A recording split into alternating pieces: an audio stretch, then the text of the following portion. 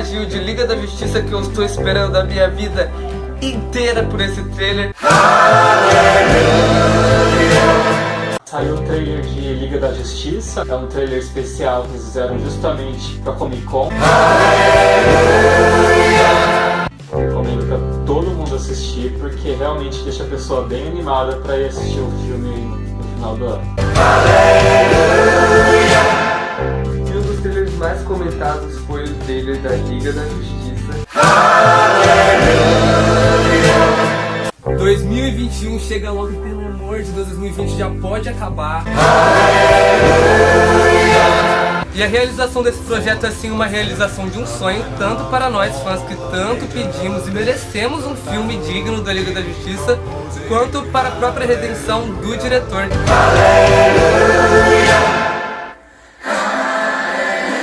Nossa! Incrível! Fala galera, tudo jóia? Eu sou o Fabrício SH e esse é mais um Geek On. Eu estou muito feliz porque depois de tantos anos o sonho se tornou realidade.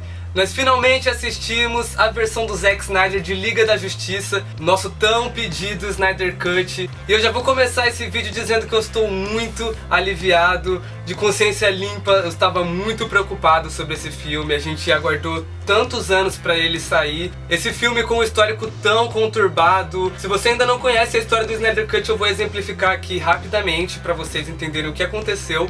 O Zack Snyder, que é um dos meus diretores favoritos, dirigiu os primeiros filmes do Snyderverse, O Homem de Aço, Batman vs Superman, que divide opiniões, mas que eu amo muito. Quem me acompanha aqui no canal faz tempo sabe o quanto eu já falei de Batman vs Superman aqui. Eu vou sempre defender esse filme, é uma obra-prima do Snyder. E ele era até então o diretor do Liga da Justiça de 2017.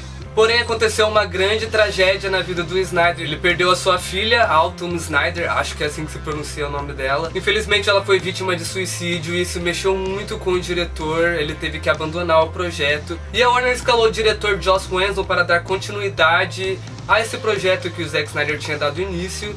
Diretor que, por sinal, já estava acostumado a fazer filme de super-heróis, pois ele é o responsável por Vingadores e Vingadores Era de Ultron, os dois primeiros filmes dos Avengers. Então, com todas essas polêmicas e as mudanças na direção do filme, o filme acabou ficando um pouco Frankenstein. Não tinha muita identidade nem do Joss Whedon, nem do Zack Snyder, sendo uma grande decepção para todos nós fãs da DC, que estávamos esperando há muito tempo um filme da Liga da Justiça. Desde então, milhares de fãs deram início à campanha Release the Snyder Cut. Foram mais ou menos 4 anos de luta até a Warner realizar o nosso pedido e deixou o Zack Snyder mostrar a versão dele aí para o mundo, direto no streaming do HBO Max, que eu achei muito legal, principalmente por essa época de pandemia, onde a gente não vai mais pro cinema. Ter essa experiência de assistir um filme cinematográfico de um nível tão alto, no conforto da nossa casa, dessa vez com 4 horas de duração, 4 horas que você nem vê passar, pra falar a verdade. Eu assisti o filme em 2 partes, eu fiz um intervalo. O filme ele é dividido em 6 capítulos, que funciona quase como 6 episódios. Ele poderia ser uma série, inclusive muita gente achou que seria, porém eles optaram pra fazer como um filme mesmo, até porque ela não teria ganchos pra ser uma série, então acho que foi uma boa ideia eles fazerem o filme inteiro, mesmo assim dividindo em capítulos, então dá pra você dar uma pausa, você entende, essa parte da história acabou, vou poder comer alguma coisa, jantar e depois voltar a assistir. Mas ele é tão gostoso de ver que você consegue ver as 4 horas direto também. Eu assisti inclusive 2 vezes e depois eu assisti direto. Uma mudança muito notável na versão do Snyder é o formato de tela. O diretor optou pelo formato 4x3, que é o quadradinho, achei muito conceito. E o filme começa no ato final do filme Batman vs Superman, aquele momento da morte do Homem de Aço. Eu, como fã do filme, fiquei muito feliz, muito realizado de ver essa outra perspectiva da cena. Nós podemos ver a aparição também do Lex Luthor rapidamente. E no começo do filme, Snyder vai preparando o território ali bem no ritmo dele, mostrando o luto da Lois de uma forma bem mais realista do que na versão de 2017. Zack Snyder, como uma pessoa que entende muito de luto, que estava passando por isso, conseguiu transmitir muito bem esse luto da Lois. Eu fiquei extremamente emocionado. A gente vê isso principalmente na cena da conversa entre a Lois e a Martha, e a Lois revela que ela não está nem mais indo trabalhar, e no filme anterior ela estava normal no planeta diário, já meio que superando o luto. Então acho que essa versão a gente pôde se envolver mais com o luto da Lois. Inclusive nessa conversa a gente viu que a Martha na verdade era o Caçador de Marte. Eu achei um ótimo fanservice. principalmente porque um dos meus heróis favoritos da Liga da Justiça sempre foi o Caçador de Marte, desde a época da série animada dos anos 2000, onde o Ajax era o líder da Liga da Justiça, então isso deixou meu coração muito quentinho. Valeu, Zack Snyder. Por sinal, essa não é a única cena que o Marciano aparece no filme. Outra cena que eu aplaudi de pé foi a cena de introdução da Mulher Maravilha. Nós já tínhamos visto ela na versão anterior, mas agora a gente vê ela totalmente repaginada. Um slow motion no ponto, do jeito que só o Zack Snyder sabe fazer. E sem hipersexualizar a Diana, como foi feito no outro filme, onde a gente podia ver cortes de câmera bem sugestivos. Dessa vez a gente acompanha uma ótima sequência de ação, bem no estilo Zack Snyder. Em certos pontos me lembrou até Sucker Punch. E esse estilo de filmagem do Zack Snyder a gente vê no filme inteiro. Inclusive na cena de Temícera, aquela cena da Guerra das Amazonas, incrível. Fiquei arrepiado do começo ao fim, eu me emocionei de tão lindo que foi a trilha sonora, encaixada perfeitamente nos movimentos das guerreiras. Eu acho que foi o ápice do filme, foi o momento que eu mais gostei. Em certos momentos nessa sequência de ação eu lembrei de 300, outro filme do Zack Snyder. E um destaque para a maravilhosa Rainha Hipólita, que está no auge nesse filme. E eu amei a sugestão de um romance entre ela e outra amazona. A cena da primeira guerra das caixas maternas lá no passado também é uma das novidades boas do filme, com direito à aparição do Darkseid, o grande vilão desse filme. Daqui a pouco nós vamos falar mais de Darkseid, por sinal. Além do ótimo visual do vilão, a gente pôde ver também referência à tropa dos Lanternas Verdes. Inclusive o Zack Snyder queria colocar o Hal Jordan nessa cena, mas ele foi vetado pela Warner, pois eles têm planos de inserir o herói futuramente no DCU. Outro ponto positivo para essa sequência com certeza é o tempo de tela que alguns heróis tiveram, como o Flash e o Cyborg, visto que até o filme da Liga da Justiça os dois super-heróis ainda não tinham tido muito tempo de tela. Os dois foram inseridos em Batman vs Superman como apenas um fanservice, ao contrário da trindade da DC, que já tinha aí seus filmes solos, como a Mulher Maravilha, o Homem de Aço e o Batman. Então o diretor do primeiro filme não tinha conseguido passar a essência desses personagens, ele não conseguiu trabalhar bem a origem desses super-heróis, e agora a gente consegue ver isso muito bem feito. Principalmente o Cyborg, que é praticamente o protagonista dessa história, visto que o herói tem ligação direta com a caixa materna. Então a storyline dele é muito importante para esse corte. E o Flash, que no filme anterior irritou muitos fãs pelo seu jeito palhaço um pouco demais, nesse filme consegue achar um equilíbrio entre os alívios cômicos e as cenas importantes do filme.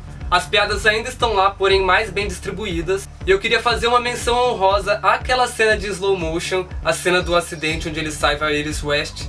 Linda, uma belíssima cena, a trilha sonora melodramática com a cena em câmera lenta. Como eu disse, o Zack Snyder é o rei da câmera lenta, ninguém faz isso como esse homem, foi ele que inventou.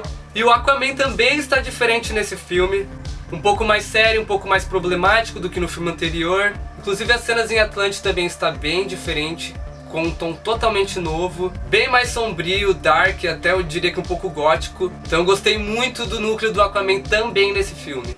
Claro que eu não poderia deixar de falar do Superman, que é a cereja do bolo. Ele demora um pouco para aparecer, mas quando ele aparece ele consegue sim o seu destaque com seu traje preto que nós tanto esperamos. Toda vez que esse homem aparece no filme ele rouba a cena, suas cenas de voo com o novo traje, perfeito. A cena após a ressurreição dele também é muito emocionante, pela carga emocional que esse filme tem, como a gente já disse. E vendo esse filme eu percebi que eu não estou preparado para dizer adeus ao Henry Cavill como o Homem de Aço. Claro que eu não poderia deixar de enaltecer os vilões do Snyder Cut, o Lobo da Steppe e o Darkseid. Eu preciso dizer que o Lobo da Steppe do Zack Snyder espancou do Joss Whedon, principalmente no visual, a armadura dele cheia de detalhes. Você consegue ver os detalhes da armadura até nas emoções dele, quando ele vai falar com o Darkseid, dá uma baixada. Só o trapézio desse Lobo da Steppe já dá o corpo inteiro do Lobo da Steppe da versão original. E a junção desses dois vilões icônicos era tudo que o filme precisava para fechar com chave de ouro. Eu admito que eu fiquei esperando uma pancadaria entre a Liga e o Darkseid nesse terceiro ato, mas pelo que eu entendi, eu acho que o Snyder queria inserir o vilão aos poucos para ter um embate maior nos próximos filmes, assim como o Thanos apareceu lá nas primeiras vezes no MCU, fazendo aparições menores antes do Guerra Infinita e Ultimato. E falando sobre gancho para os próximos filmes, a gente precisa falar do epílogo. Após o final do filme, a gente tem cerca aí de 30 minutos só de ganchos para uma possível sequência, onde a gente pode ver o Slade Wilson, por exemplo, trocando ideia com o Lex Luthor sobre o Batman, mais cenas do Caçador de Marte, e obviamente eu não poderia encerrar esse vídeo sem falar sobre a cena do pesadelo, uma das cenas que a gente mais estava aguardando. Desde Batman vs Superman a gente sonha com essa cena, conforme foi saindo os trailers e teasers do Snyder Cut, onde a gente pôde ver o Coringa nessa cena, a nossa expectativa cresceu mais ainda. Então vamos lá, a aparição do Coringa do Jared Leto. O que eu tenho pra dizer é que o Joker ele foi necessário, tendo um papel quase como um narrador da moral do filme, enquanto ele atiçava a gente para os próximos. E esse diálogo entre o Bruce e o Coringa a gente pode ver quase que uma previsão sobre os próximos filmes, o que poderia ter sido os próximos filmes se o Snyderverse continuasse, fazendo até uma menção honrosa a alguns personagens do universo, incluindo a minha favorita Harley Quinn. Ela ficou de fora aí do corte do Snyder, ele não chamou ela para ser filmagens, porém só essa menção já me deixou alegre. Inclusive no diálogo eles fazem referência à morte da Harley, além de mencionar o que aconteceu com personagens como a Lois e o Arthur. Outro personagem que eu gostei muito nessa cena foi a Mera que está no auge da beleza nesse filme. Essa não é a única cena que a personagem aparece, ela dá as caras também lá nos primeiros capítulos do filme, em Atlantis. Mas essa cena ela tá no auge, eu já quero ela na Liga da Justiça no futuro. Até porque rumores levam a gente a acreditar de que ela será praticamente a protagonista do Aquaman 2. Então acho que a gente vai ver muito da Amber Hardy ainda no DCU. A gente não sabe se esse pesadelo realmente aconteceu, se é uma realidade paralela, mas de uma coisa é certa, o Snyder colocou essa cena quase como uma cena pós-crédito, lembrando que o filme não tem cena pós-crédito, mas essa funciona como uma. Obviamente para fazer os fãs lutarem por Liga da Justiça 2 e 3, e já está acontecendo. Os fãs que antes lutavam nas redes sociais pelo movimento Release the Snyder Cut, agora sobem a hashtag Restore the Snyderverse, lutando pelo futuro do universo do Zack Snyder. E se a gente for parar pra pensar, isso não é difícil pra acontecer, embora o Zack Snyder tenha dito que essa obra foi pra concluir mesmo a obra dele no DCU, mas logo depois desse pedido dos fãs ele já começou a mudar de ideia. Então vou ressaltar a importância de vocês alugarem esse filme, visto que ele não está no cinema, então o que não vai contar não é a bilheteria, e sim o lucro que ele render para os streamings. Então se você puder, não baixe, alugue e assista legalmente. O filme acaba com uma dedicação para a Autumn Snyder, a filha do Zack Snyder, fechando essa obra-prima da melhor maneira possível com essa homenagem linda. Bom pessoal, isso foi o que eu achei do Snyder Cut, deu pra vocês verem que eu estou muito realizado e muito feliz com a obra, mas agora eu quero saber de vocês, quais são os pontos altos e os pontos baixos do filme. Vamos conversar aqui embaixo nos comentários, eu vou responder todo mundo. Não esqueça de deixar um joinha nesse vídeo, por favor, se você gostou. Eu pretendo falar mais de Snyder Cut ainda aqui no canal e nas redes sociais, então segue a gente lá, principalmente no Instagram. Lá nós falamos sobre DCU, MCU diariamente, então não esqueça de nos seguir lá. Esse foi o vídeo, pessoal. Até a próxima.